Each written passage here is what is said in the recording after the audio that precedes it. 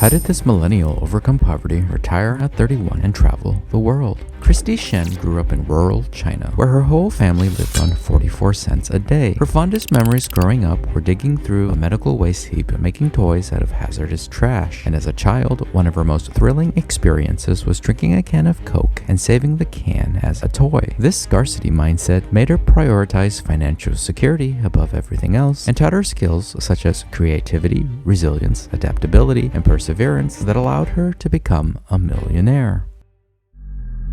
So how did she overcome poverty?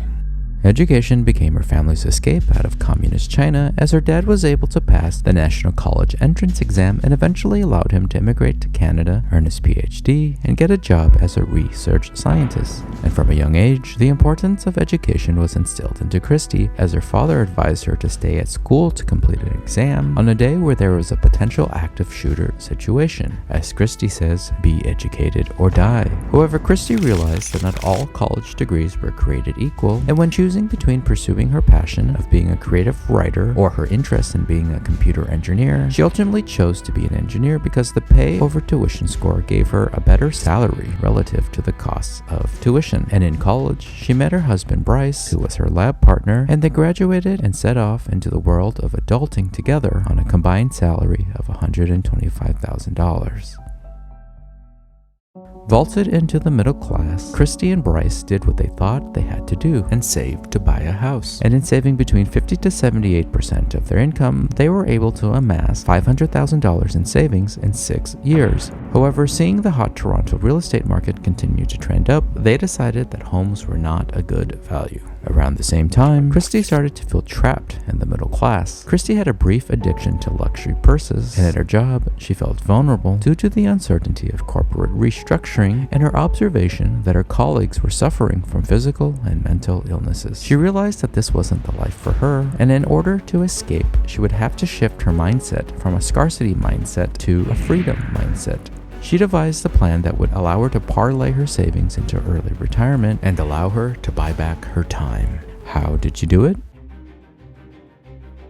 She had a light bulb moment when she realized from the Trinity study that if she had 25 times her annual expenses, then she could safely withdraw 4% for the rest of her life and have a 95% chance of never running out of money. She had been living on $40,000 annually, which meant she would need to save $1 million. How would she obtain this? Her investments of choice were index funds. Index funds allow you to invest in all the companies at once rather than trying to pick the winners. Particularly, she realized that index funds can't crash to zero. They have low fees, and the performance of index funds beat 85% of actively managed funds after fees. And how did they allocate their assets? Well, Kristy and Bryce chose a 60-40 stock to bond index allocation. This was based on their understanding of the modern portfolio theory, which illustrates that there's a trade-off between volatility and return. You see, stocks yield higher returns but have more volatility, while bonds have lower returns but are more reliable. So by having a portfolio of both, they are able to achieve the best of both worlds without too much volatility.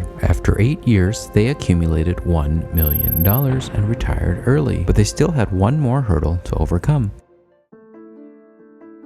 Remember, even with the 4% safe withdrawal rule, you still have a 5% chance of running out of money during retirement. You are especially vulnerable to portfolio failure if you retire into a recession and are forced to withdraw money early in your retirement as your portfolio is shrinking. This is called the sequence of return risk. And in order to protect themselves, they developed a two-pronged defense called the cash cushion and the yield shield.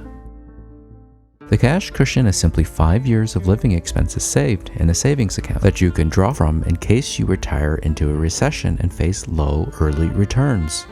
And the yield shield helps to lower this number. The yield shield involves temporarily converting your index funds to fixed income assets such as preferred shares, REITs, corporate bonds, and dividend stocks. So for example, if you have a $1 million portfolio and get 3.5% of yield shield, then you'll get $35,000 annually without it affecting your portfolio. Then you would only need to have $5,000 in your cash cushion to reach your annual spending of $40,000. And in between the cash cushion and the yield shield, Bryce and Kristy felt that they could weather any storm.